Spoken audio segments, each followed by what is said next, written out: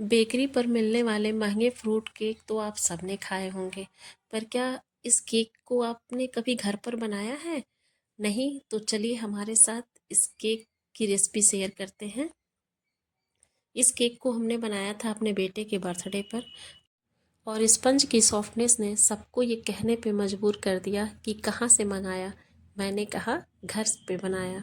तो चलिए शुरू करते हैं। इसको बनाने के लिए हमें सबसे पहले चाहिए 1 कप मैदा। इसमें हम डालेंगे 1 बड़ा चम्मच बेकिंग पाउडर, छोटा चम्मच बेकिंग सोडा। इनको हमें अच्छी तरीके से छानना है। ऐसा हम इसलिए करते हैं क्योंकि इसमें ड्राई इंग्रेडिएंट की गुठलियाँ जो होती हैं वो ख़त्म हो जाती हैं और ड्राई इंग्रेडिएंट में एक एयर डेवलप होता है जो हमारे स्पंज को फ्लफ़ी बनाने में मदद करता है। तो अब हम इसे रखेंगे साइड में। अब हम लेंगे अपने वेट इंग्रेडिएंट को। तो वेट इंग्रेडिएंट के लिए हमें चाहिए आधा कप मिल्क और इसमें हम 1 चम्मच वाइट विनेगर डालेंगे और इसको हम मिक्स करेंगे। ऐसा करने से हमारा दूध कर्डल हो जाता है और ये हमारा बन जाता है बटर मिल्क। बस हमको इसी तरीके का चाहिए। अब हम इसमें डालेंगे आधा कप पिसी हुई चीनी और चौथाई कप ऑयल। ये रिफाइंड ऑयल होना चाहिए। कोई भी शार्प स्मेल का हमें ऑयल यूज नहीं करना है, नहीं तो हमारे केक में स्मेल रह जाएगी। तो हम रिफाइंड ऑयल लेंगे या इसकी जगह आप बटर का भी इस्तेमाल कर सकते हैं। अब इन तीनों चीज़ों को हमें बहुत अच्छी तरीके से मिक्स करना है जब तक कि ये सारी चीज़ें एक सार ना हो जाएं। देखिए, कहीं भी तेल आपको और चीनी अलग नहीं दिखाई दे रही है। बस इसी तरीके हमें मिक्स करना है लगभग 5 मिनट तक। अब हम इसमें डालेंगे 1 चम्मच पाइनएप्पल एसेंस। इस जब हम फ्रूट केक नहीं बनाते हैं तो इसमें हम अधिकतर वनीला एसेंस का यूज करते हैं, लेकिन आज हम चूंकि फ्रूट केक बना रहे हैं तो हमने पाइनएप्पल का यूज किया है। अब इसमें हम धीरे धीरे करके अपने ड्राई इंग्रेडिएंट्स को डालते जाएंगे और मिक्स करते जाएंगे।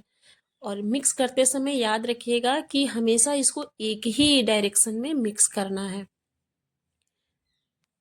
और गुठलियाँ समाप्त होने तक इनको हम अच्छी तरीके से मिक्स करेंगे और एक रिबन कंसिस्टेंसी का बैटर तैयार करेंगे।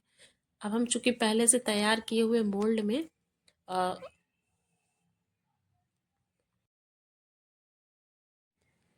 अपने बैटर को डालेंगे और इसे टैप करेंगे जिससे जो भी एयर हो वो निकल जाए।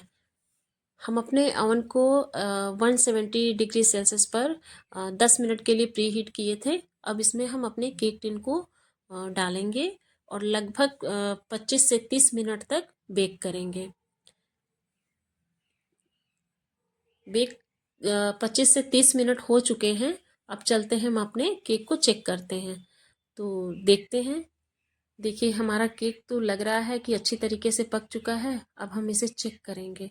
ऊपर से देखिए कितना अच्छा गोल्डन कलर आया है, बहुत सुंदर लग रहा है देखने में। अब इसको चेक करने के लिए हम एक टूथपिक को इसके अंदर इंसर्ट करेंगे और देखिए टूथपिक बिल्कुल अच्छी तरीके से क्लीन निकली है। इसका मतलब है हमारा जो है केक स्पॉन्ज बहुत अच्छी तरीके से बेक हो गया है। देखिए कितना स्पॉन्जी बना है। अब हम इसे ठंडा होने के लिए रख एक कपड़े से ढककर इसको रख देंगे लगभग आधे घंटे के लिए।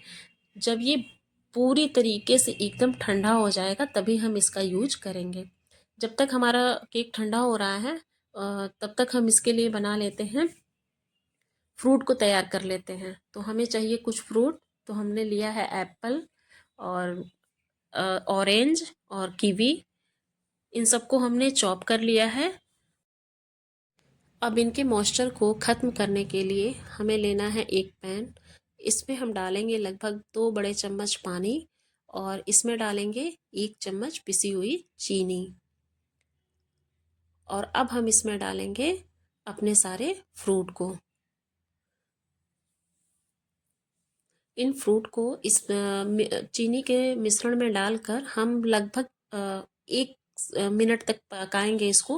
हमको पूरी तरीके से कुक नहीं करना है, अपने फ्रूट को, केवल इनके मॉइस्चर को ख़त्म करना है और इनमें जो एंजाइम होंगे ना वो भी अच्छी तरीके से नष्ट हो जाएंगे। ऐसा करने से इनकी सेल्फ लाइफ बढ़ जाएगी और अपने केक में डालने पर ये मॉइस्चर रिलीज नहीं करेंगे।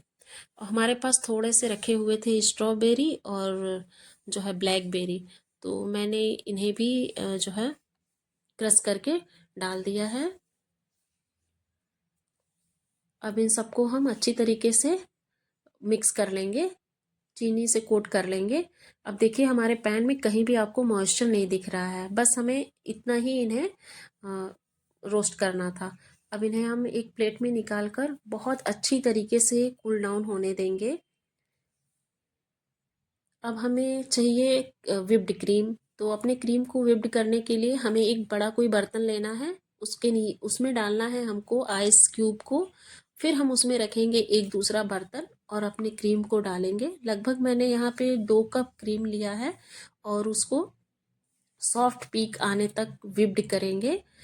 और जब सॉफ्ट पीक आ जाए तब इसमें हम डालेंगे अपने पाइनएप्पल एसेंस को और अब स्टिफ पीक आने तक इन्हें विप्ड करेंगे। देखिए हमारे क्रीम जो है स्टिफ पीक आ चुके हैं और ये माउंटेन जैसा बन रहा है। तो अब हम इन्हें विप्ड करना बंद करेंगे। अब हम लेंगे एक पाइपिंग बैग। अगर आपके पास पाइपिंग बैग ना हो तो आप दूध की थैली या कोई भी प्लास्टिक का कोन बना सकते हैं हाथ से। तो मेरे पास ये पाइपिंग बैग था तो मैंने इसे यूज किया है। एक ग्लास लेंगे, उसमें डालेंगे पाइपिंग बैग को और फिर अपने क्रीम को हम फिल करेंगे। ऐसा करने से ना हमारे हाथ बिल्कुल क्लीन रहते हैं और बहुत अच्छी तरीके से क्रीम जो है कोन में भर जाता है। अब हमने सारी तैयारी करके रख ली है। अब हमारे जो है केक स्पॉन्ज भी बहुत अच्छी तरीके से ठंडे हो गए हैं, तो अब इन्हें हम बहुत ही सावधानी से कट करेंगे। चूँकि हमने आधे आधे किलो के लगभग 2 स्पॉन्ज बनाए थे, तो दोनों को हम बारी बारी बहुत ही सावधानी से कट कर लेंगे। देखिए मैंने स्पॉन्ज को जब कट किया है तो उसके बीच में कितनी जालियां आई हैं और बहुत ही सॉफ्ट स्पंज बनकर तैयार हुआ है। दिख रहा है ना जालियां आपको? तो हम दूसरे वाले को भी बहुत ही अच्छी तरीके से सावधानी पूर्वक कट करना है, वरना चाकू जरा सा भी इधर उधर होगा आपके स्पॉन्ज तिरछे मिर्चे कटेंगे। तो बहुत आराम से ध्यान पूर्वक इसको कट करना है। देखिए यहाँ पे हमारा पता नहीं क्या हुआ था कि सूट नहीं हो पाया है, तो माफ़ करिएगा। सबसे पहले आपको एक स्पॉन्ज लेना है, उस पे आपको अपने शुगर सिरप से उसको मॉइस्ट करना है। देखिए हमने दूसरी प्रक्रिया की है, सेम वही प्रक्रिया पहले भी करनी थी, तो ये सूट नहीं हो पाया था, इसलिए मैं आपको यहाँ पे बता रही हूँ कि पहले आप एक स्पॉन्ज रखिए, उसको आप मॉइस्ट करिए शुगर सिरप से।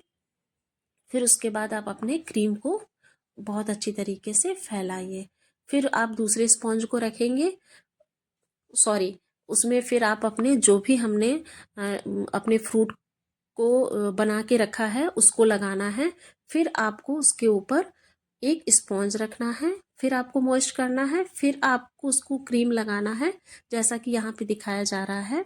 अब इसको हम बहुत अच्छी तरीके से एक सार करेंगे। देखिए चाकू से बहुत अच्छी तरीके से आपको बैलेंस करना है और किनारे पे आपको क्रीम से एक हाइट देना है, ताकि जब आप इसमें अपने फ्रूट को डालेंगे तो वो बाहर ना निकले।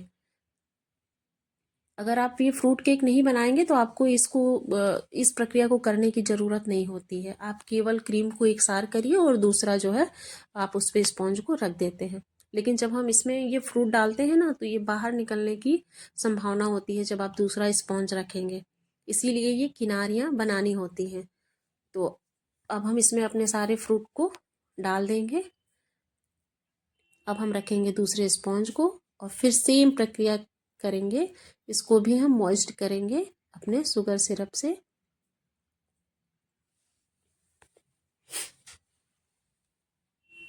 देखिए बिल्कुल जैसे पहले हमने किया था ना उसी तरीके से हम करेंगे और फिर क्रीम लगाएंगे।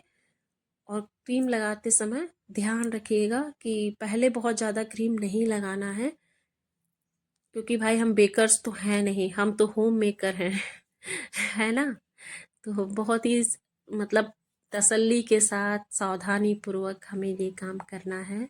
उनके पास स्क्रैपर भी होता है जिससे वो केक को चिकना करते हैं। हम लोगों के पास उतने सारे चीज़ें नहीं होती हैं, तो हमारे पास जो भी घर पे है सामान, हम उसी उन्हीं से बना रहे हैं। तो हम पूरी कोशिश कर रहे हैं कि थोड़ा अच्छा बन जाए, बाकी देखा जाएगा। तो देखिए जितना हम उसको चिकना कर पाए हैं, अब किए हैं। अगर आप हमने स्क्रैपर की जगह एक कार्ड जो आता है ना, शादी वाला जो कार्ड होता है, उसी को अच्छी तरीके से साफ करके उसी को एज ए जो है स्क्रैपर यूज किया है। तो आप भी ये कर सकते हैं। और सबसे मुश्किल काम होता है केक को शिफ्ट करना। ये बहुत ही मुश्किल टास्क है, समझ लीजिए। चलिए अच्छी तरीके से हमारा तो हो गया।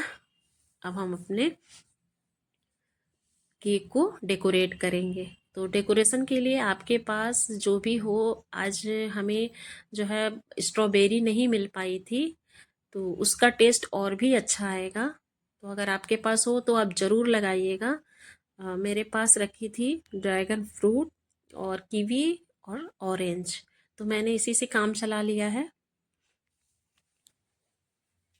तो ड्रैगन फ्रूट के मैंने कुछ स्टार्स निकाल लिए थे, उनको लगाएंगे। और फिर बीच में जो है कीवी को हमने हाफ कट कर लिया है, उनको लगाएंगे। आप डेकोरेशन तो अपनी मर्जी के अनुसार कर सकते हैं।